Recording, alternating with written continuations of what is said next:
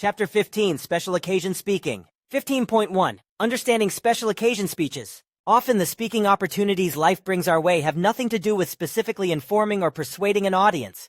Instead, we are commonly asked to speak during special occasions in our lives. Whether you are standing up to give a speech at an award ceremony or a toast at a wedding, knowing how to deliver speeches in a variety of different contexts is the nature of special occasion speaking. In this chapter, we are going to explore what special occasion speeches are, as well as a number of types of special occasion speeches ranging from humorous to somber. In broad terms, a special occasion speech is a speech designed to de-sign, to address and engage the context and audience's emotions on a specific occasion. Like informative or persuasive speeches, special occasion speeches should communicate a clear message, but the manner of speaking used is typically different. The word special in the term special occasion speeches is somewhat subjective in that, while some speaking occasions truly are special occasions,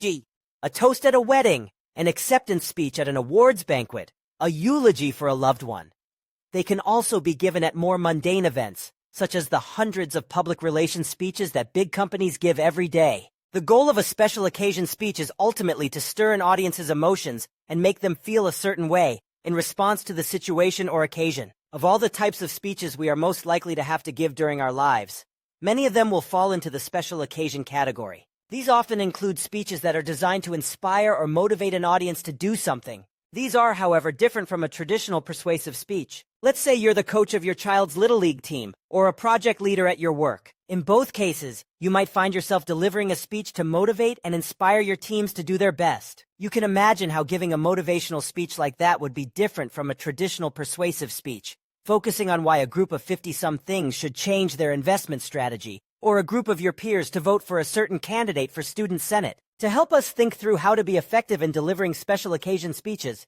let's look at 4 key ingredients: preparation, adaptation to the occasion, adaptation to the audience, and mindfulness about the time. Be prepared. First and foremost, the biggest mistake you can make when standing to deliver a special occasion speech is to underprepare or simply not prepare at all. We've stressed the need for preparation throughout this text, so just because you're giving a wedding toast or a eulogy doesn't mean you shouldn't think through the speech before you stand up and speak out. If the situation is impromptu, even jotting some basic notes on a napkin is better than not having any plan for what you're going to say. Adapt to the occasion. Not all content is appropriate for all occasions. If you are asked to deliver a speech commemorating the first anniversary of a school shooting, then obviously using humor and telling jokes wouldn't be appropriate. But some decisions about adapting to the occasion are less obvious. Consider the following examples.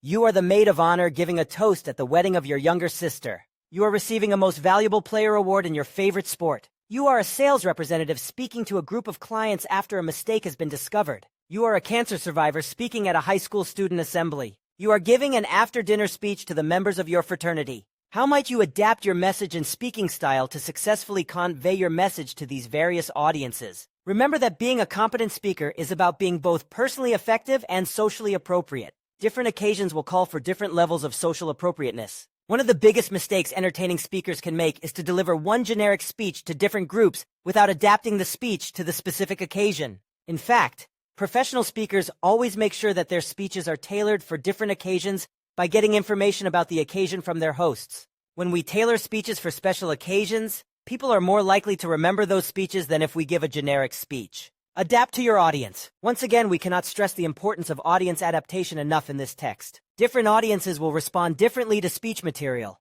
So the more you know about your audience, the more likely you'll succeed in your speech. One of our co-authors was once at a conference for teachers of public speaking. The keynote speaker stood and delivered a speech on the importance of public speaking. While the speaker was good and funny, the speech really fell flat. The keynote speaker basically told the public speaking teachers that they should take public speaking courses because public speaking is important. Right speech, wrong audience! Be mindful of the time. The last major consideration for delivering special occasion speeches successfully is to be mindful of your time. Different speech situations have their own conventions and rules with regard to time.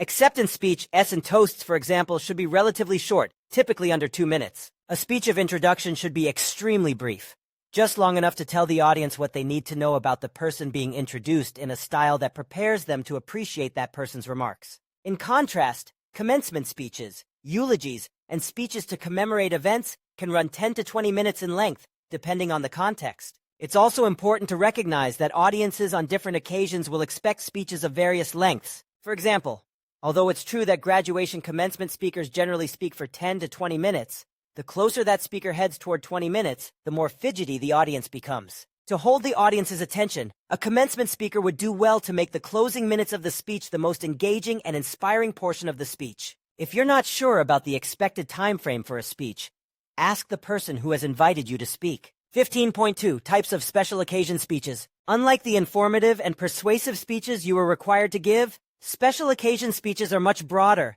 and allow for a wider range of topics, events, and approaches to be employed. However, while the following list of special occasion speeches is long, your instructor will have specific types of special occasion speeches that you will be allowed or required to do for class. Since you are like to give many special occasion speeches in your life, we want to cover everything you might need to know to give a good one. Speeches of introduction. The first type of special occasion speech is the speech of introduction, which is a mini speech given by the host of a ceremony that introduces another speaker and their speech. Few things are worse than when the introducer of a speaker stands up and says, "This is Wyatt Ford. He's going to talk about stress." While we did learn the speaker's name and the topic, the introduction falls flat. Audiences won't be the least bit excited about listening to Wyatt's speech. Just like any other speech, a speech of introduction should be a complete speech and have a clear introduction, body, and conclusion. And you should try to do it all in under 2 minutes. This brings up another few things are worse scenario. An introductory speaker who rambles on for too long, or who talks about himself or herself instead of focusing on the person being introduced. For an introduction, think of a hook that will make your audience interested in the upcoming speaker. Did you read a news article related to the speaker's topic? Have you been impressed by a presentation you've heard the speaker give in the past? You need to find something that can grab the audience's attention and make them excited about hearing the main speaker. The body of your speech of introduction should be devoted to telling the audience about the speaker's topic, why the speaker is qualified, and why the audience should listen. Notice we now have our 3 main points. First, tell your audience in general terms about the overarching topic of the speech. Most of the time as an introducer, you'll only have a speech title and maybe a paragraph of information to help guide this part of your speech. That's all right. You don't need to know all the ins and outs of the main speaker's speech. You just need to know enough to whet the audience's appetite. Next, you need to tell the audience why the speaker is a credible presenter on the topic. Has the speaker written books or articles on the subject? Has the speaker had special life events that make him or her qualified? Lastly, you need to briefly explain to the audience why they should care about the upcoming speech. The outline can be adjusted. For example, you can give the biographical information first, but these 3 areas should be covered. The final part of a good introduction is the conclusion, which is generally designed to welcome the speaker to the platform. Many introducers will conclude by saying something like, "I am looking forward to hearing how Wyatt Ford's advice and wisdom can help all of us today, so please join me in welcoming Dr. K. Wyatt Ford." At this point, you as the person introducing the speaker are handing off the speaking duties to someone else.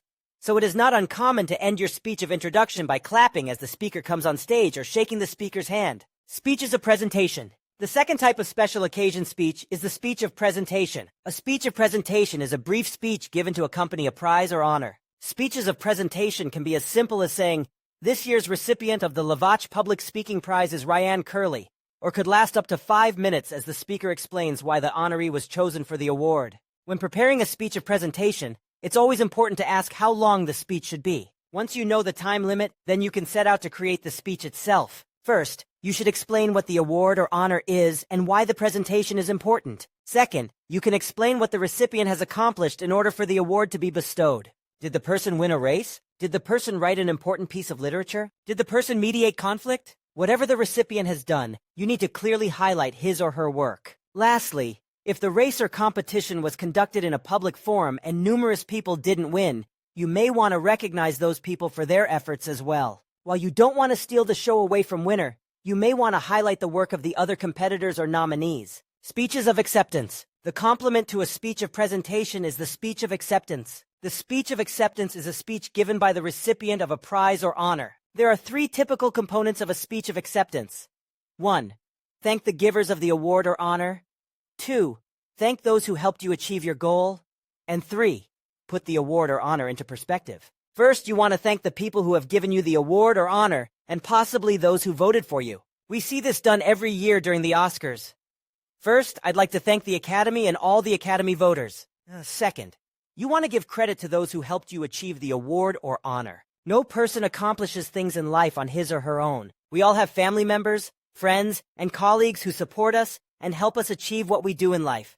And a speech of acceptance is a great time to graciously recognize those individuals. Lastly, put the award in perspective. Tell the people listening to your speech why the award is meaningful to you. If you know you are up for an award, the odds of your winning are high. In order to avoid blubbering through an acceptance speech, have one ready. A good rule to remember is, be thankful, be gracious, be short. Speeches of dedication. A fourth special occasion speech is the speech of dedication. A speech of dedication is delivered when a new store opens, a building is named after someone, a plaque is placed on a wall, a new library is completed, and so on. These speeches are designed to highlight the importance of the project and possibly those to whom the project has been dedicated. When preparing a speech of dedication, start by explaining how you are involved in the dedication. If the person to whom the dedication is being made is a relative, tell the audience about your relationship and your relative's accomplishments. Second, you want to explain what is being dedicated. If the dedication is a new building or a pre-existing building, you want to explain the importance of the structure. You should then explain who was involved in the project. If the project is a new structure, talk about the people who built the structure or designed it. If the project is a pre-existing structure,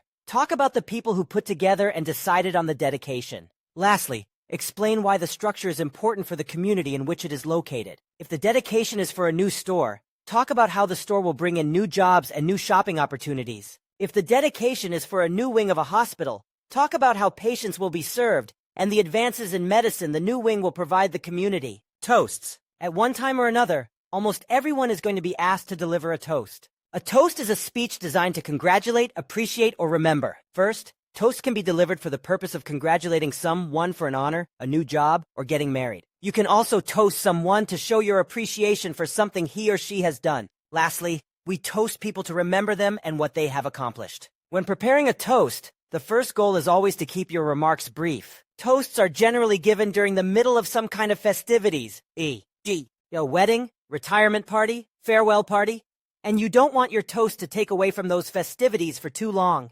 Second, the goal of a toast is to focus attention on the person or persons being toasted, not on the speaker. As such, while you are speaking, you need to focus your attention toward the people being toasted, both by physically looking at them and by keeping your message about them. You should also avoid any inside jokes between you and the people being toasted because toasts are public and should be accessible for everyone who hears them. To conclude a toast, simply say something like, "Please join me in recognizing Gina for her achievement," and lift your glass. When you lift your glass, this will signal to others to do the same, and then you can all take a drink, which is the end of your speech. Roasts. A roast is a very interesting and peculiar speech because it is designed to both praise and good-naturedly insult a person being honored. Because of this combination of purposes, it is not hard to argue that the roast is probably a challenging type of speeches to write, given the difficult task of simultaneously praising and insulting the person. Generally, roasts are given at the conclusion of a banquet in honor of someone's life achievements. The television station Comedy Central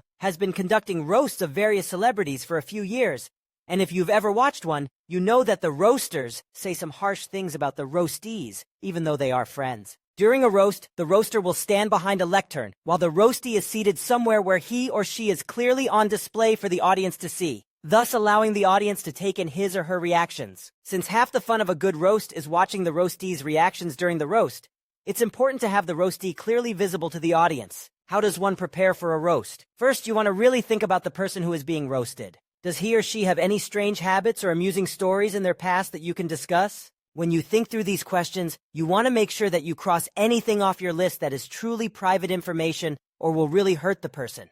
The goal of a roast is to poke at him, not massacre him. Second, when selecting which aspects to poke fun at, you need to make sure that the items you choose are widely known by your audience. Roasts work when the majority of people in the audience can relate to the jokes being made. If you have an inside joke with the roastee, bringing it up during roast may be great fun for the two of you, but it will leave your audience unimpressed. Lastly, end on a positive note. While the jokes are definitely the fun part of a roast, you should leave the roastee and the audience knowing that you truly do care about and appreciate the person. Eulogies. A eulogy is a speech given in honor of someone who has died. Don't confuse eulogy with elegy, a poem or song of mourning. Not to sound depressing, but since everyone who is alive will someday die, the chance of your being asked to give a eulogy someday for a friend or family member is significant. However, when the time comes to deliver a eulogy, it's good to know what you're doing and to adequately prepare your remarks. When preparing a eulogy, First, you need to know as much information about the deceased as possible. The more information you have about the person,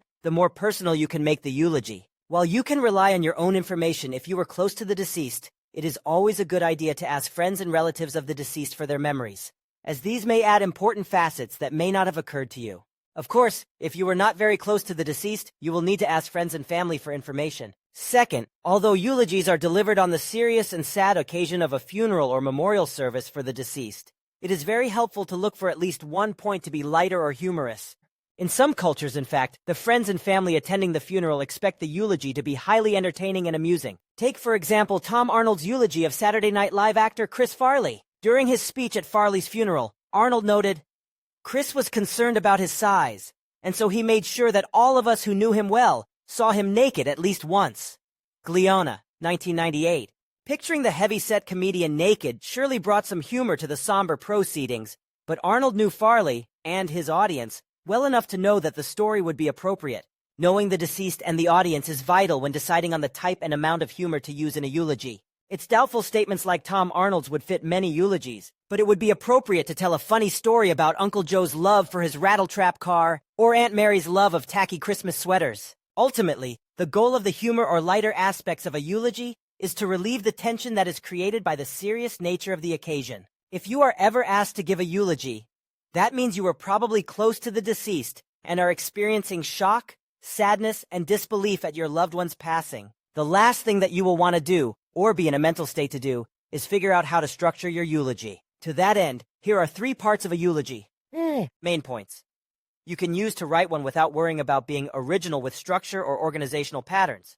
Praise, lament, and consolation. Praise. The first thing you want to do when remembering someone who has passed away is remind the audience what made that person so special. So you will want to praise them and their accomplishments. This can include notable achievements, being an award winner, helping with charities, personal qualities. She was always willing to listen to your problems and help in any way she could. Or anecdotes and stories, being a great mother, how she drove to college to visit you when you were homesick. Lament. The second thing you want to do in a eulogy is to lament the loss. To lament means to express grief or sorrow, which is what everyone at a funeral has gathered to do. You will want to acknowledge that everyone is sad, and that the deceased's passing will be difficult to get through. Here you might mention all the things that will no longer happen as a result of the death. Now that Grandpa is gone, there won't be any more Sunday dinners where he cooks chicken on the grill or bakes his famous macaroni and cheese. Console. The final step, or main point in a eulogy, is to console the audience or to offer comfort in a time of grief. What you must remember, and many people often forget, is that a eulogy is not a speech for the person who has died. It is a speech for the people who are still living to try to help them deal with the loss. You will want to end your eulogy on a positive note. Offer some hope that someday things will get better. If the deceased was a religious person, this is where you might want to incorporate elements of that belief system. Some examples would include ideas like, "Jim has gone home to be with the Lord and is looking down on us fondly today. We may miss Aunt Linda deeply, but our memories of her will live on forever, and her impact on this world will not soon be forgotten." Using the praise lament console format for eulogies gives you a simple system where you can fill in the sections with 1. Why was the person good? Why you will miss him or her, and 3. How you and the audience will get through this loss. It sometimes also helps to think of the 3 points in terms of past, present, future. You will praise the deceased for what he did when he was alive, the past. Lament the loss you are feeling now, the present. And console your audience by letting them know that things will be all right, the future. With regard to a eulogy you might give in class, you generally have 2 options for how to proceed. You can eulogize a real person who has passed away, or you can eulogize a fictional character, if your instructor permits that. If you give a eulogy in class on someone in your life who has actually passed away, be aware that it is very common for students to become emotional and have difficulty giving their speech. Even though you may have been fine practicing at home and feel good about giving it, the emotional impact of speaking about a deceased loved one in front of others can be surprisingly powerful. Conversely, if you give a eulogy on a fictional character, you must treat your classroom assignment eulogy as you would a real eulogy. You wouldn't make fun of or trivialize someone's life at an actual funeral. So don't do that in your eulogy for a serious speech assignment either. Speeches of farewell. A speech of farewell allows someone to say goodbye to one part of his or her life as he or she is moving on to the next part of life. Maybe you've accepted a new job and are leaving your current job, or you're graduating from college and entering the workforce. Periods of transition are often marked by speeches of farewell. When preparing a speech of farewell, the goal should be to thank the people in your current position and let them know how much you appreciate them as you make the move to your next position in life. Second, you want to express to your audience how much the experience has meant to you. A farewell speech is a time to commemorate and think about the good times you've had. As such, you should avoid negativity during this speech. Lastly, you want to make sure that you end on a high note. Speeches for commencements. A speech of commencement, or, as it is more commonly known, a commencement speech, is designed to recognize and celebrate the achievements of a graduating class or other group of people. These typically take place at graduation ceremonies. Nearly every one of us has sat through commencement speeches at some point in our lives. And if you're like us, you've heard good ones and bad ones. Numerous celebrities and politicians have been asked to deliver commencement speeches at colleges and universities. A famous and well-thought-out commencement speech was given by famed Harry Potter author J.K. Rowling at Harvard University in 2008. Rowling's speech has the perfect balance of humor and inspiration, which are two of the main ingredients of a great commencement speech. If you're ever asked to deliver a commencement speech, there are some key points to think through when deciding on your speech's content. If there is a specific theme for the graduation, make sure that your commencement speech addresses that theme. If there is no specific theme, come up with one for your speech. Some common commencement speech themes are commitment, competitiveness, competence, confidence, decision-making, discipline, ethics, failure, and overcoming failure, faith, generosity, integrity, involvement, leadership, learning, persistence, personal improvement, professionalism, reality, responsibility, and self-respect. Talk about your life and how graduates can learn from your experiences to avoid pitfalls or take advantages of life. How can your life inspire the graduates in their future endeavors? Make the speech humorous. Commencement speeches should be entertaining and make an audience laugh. Be brief. Nothing is more painful than a commencement speaker who drones on and on. Remember, the graduates are there to get their diplomas. Their families are there to watch the graduates walk across the stage. Remember, while you may be the speaker, you've been asked to impart wisdom and advice for the people graduating and moving on with their lives. So keep it focused on them.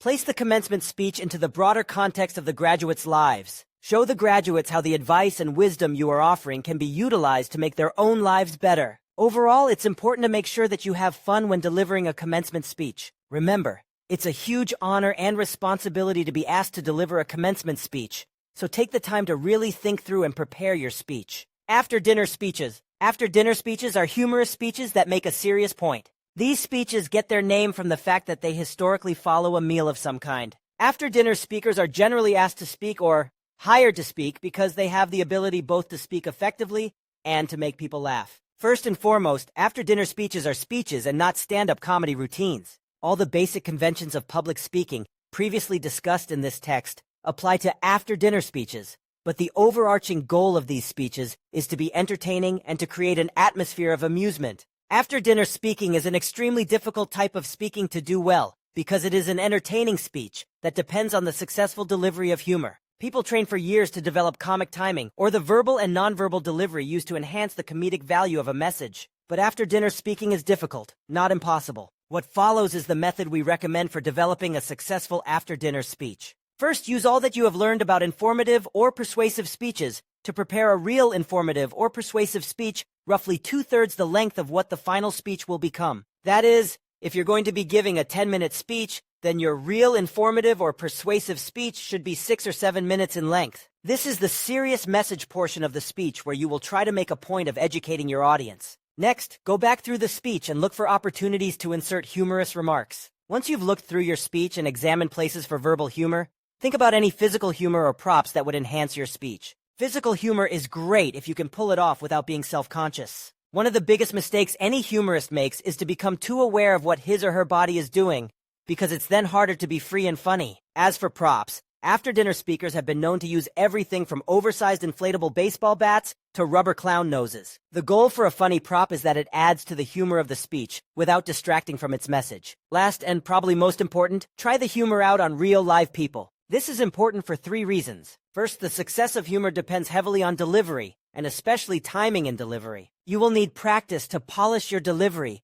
so that your humor comes across. If you can't make it through one of your jokes without cracking up, you will need to either incorporate the self-crack-up into your delivery or forgo using that joke. Second, just because you find something unbelievably funny in your head doesn't mean that it will make anyone else laugh. Often, humor that we have written down on paper just doesn't translate when orally presented. You may have a humorous story that you love reading on paper, but find that it just seems to drone on once you start telling it out loud. Furthermore, remember there's a difference between written and verbal language, and this also translates to how humor is interpreted.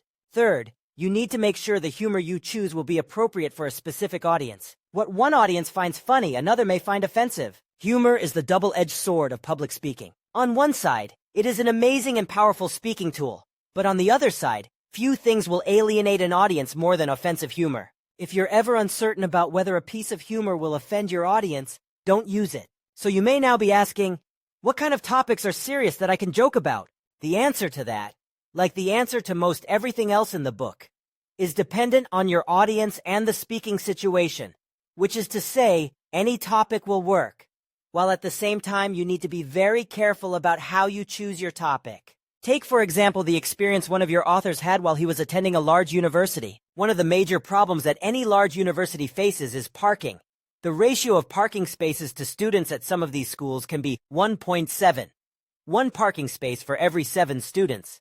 In addressing this topic at a banquet, a student gave an after-dinner speech that addressed the problem of the lack of student parking. To do so, he camouflaged his speech as a faux eulogy, fake eulogy, for the yellow and black board on the parking lot gates, see image 15.1, that was constantly and consistently driven through by students wanting to access restricted parking. The student personified the board by noting how well it had done its job, and lamented that it would never get to see its little toothpick children grow up to guard the White House. But underneath the humor incorporated into the speech was a serious message. This wouldn't keep happening if adequate parking was provided for students on campus. Motivational speeches. A motivational speech is designed not only to make an audience experience emotional arousal, fear, sadness, joy, excitement, but also to motivate the audience to do something with that emotional arousal. Whereas a traditional persuasive speech may want listeners to purchase product X or agree with idea Y, a motivational speech helps to inspire people in a broad-ear fashion, often without a clearly articulated end result in mind. As such, motivational speaking is a highly specialized form of persuasive speaking commonly delivered in schools, businesses, religious houses of worship, and club or group contexts. The Toastmasters International Guide to Successful Speaking, Slutsky and On, 1997, lists 4 types of motivational speeches: hero, survivor, religious, and success. The hero speech is a motivational speech given by someone who is considered a hero in society, e.g., military speakers, political figures, and professional athletes. Just type motivational speech into YouTube, and you'll find many motivational speeches given by individuals who can be considered heroes or role models.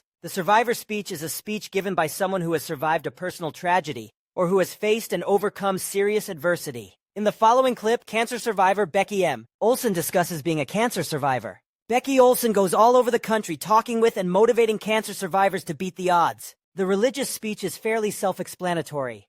It is designed to incorporate religious ideals into a motivational package to inspire an audience into thinking about or changing aspects of their religious lives. The final type of motivational speech is the success speech, which is given by someone who has succeeded in some aspect of life and is giving back by telling others how they too can be successful. Summary. As stated at the beginning of this section, you will almost certainly be limited by your professor with regards to which of these types of speeches you can give for your special occasion speech in class.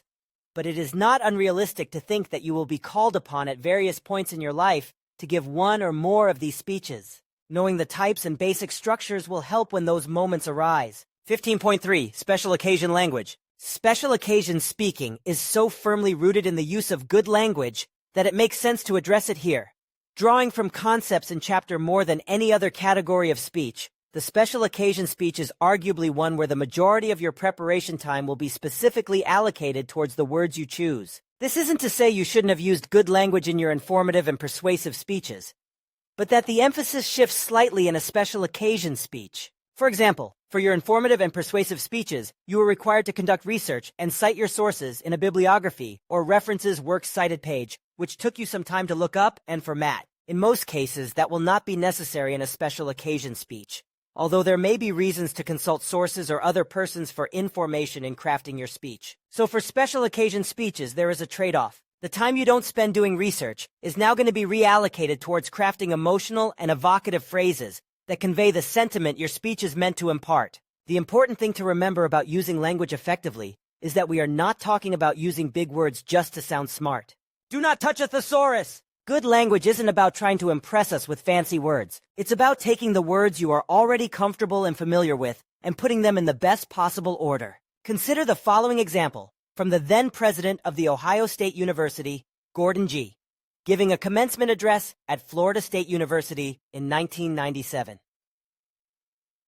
As you look back on your years at Florida State, I hope you remember many good things that have happened. These experiences are, for the most part, events of the mind. The memories, ladies and gentlemen, however, are treasures of the heart. Notice 3 things about his use of language. First, he doesn't try to use any fancy words, which he certainly could if he wanted to. Every word in this portion of his speech is one that all of us knew by the time we left elementary school. So again, don't mistake good language for big words. Using a 5-syllable word when a 2-syllable word will work just as well often means a speaker is trying too hard to sound smart. And given that the use of those big words often comes off sounding awkward or inappropriate, you're better off just sticking with what you know. Second, notice how he uses those basic words to evoke emotion and wonderment. Putting the words you know into the best possible order, when done well, will make your speech sound extremely eloquent and emotional. Third, he uses parallelism in this brief snippet, one of the rhetorical techniques discussed in Chapter 10. The use of events of the mind and treasures of the heart to compare what is truly important about the college experience is powerful. Indeed, G's commencement address is full of various rhetorical devices, with the 12-minute speech also containing alliteration, assonance, and antithesis. 15.4 Special Occasion Delivery. Just as the language for special occasion speaking is slightly different, so too are the ways in which you will want to deliver your speech. First and foremost, since you will be spending so much time crafting the perfect language to use and putting your words in the right order, it is imperative that you say exactly what you have written. Otherwise, what was the point? To that end, your delivery for a special occasion speech will skew slightly more in favor of manuscript speaking discussed in Chapter 11. While it is still vital to establish eye contact with your audience and to not sound like you are reading, it is also important to get the words exactly right. You will need to practice your special occasion speech as much as or even more than you did for your informative or persuasive speeches. You need to know what you are going to say and feel comfortable knowing what is coming next. This is not to say you should have your speech memorized, but you need to be able to take your eyes off the page in order to establish and maintain a rapport with your audience, a vital element in special occasion speaking because of the emotional component at the core of these speeches. Knowing your speech will also allow you to counteract the flow of adrenaline into your system, something particularly important given that special occasion speeches tend to be very emotional, not just for the audience, but for you as well. Basically, knowing your speech well allows you to incorporate the emotion that a special occasion speech is meant to convey, something that is hard to do when you read the entirety of your speech. In this way, your audience will sense the pride you feel for a graduating class during a commencement speech, the sorrow you feel for the deceased during a eulogy, or the gratitude you have when accepting an award. Conclusion. Special occasion speaking is the most varied type of speaking to cover. However, there are some general rules to keep in mind regardless of what type you're engaged in. Remember that using good, evocative language is key, and that it is important that you deliver your speech in a way that both conveys the proper emotion for the occasion as well as allows you to give the speech exactly as you wrote it.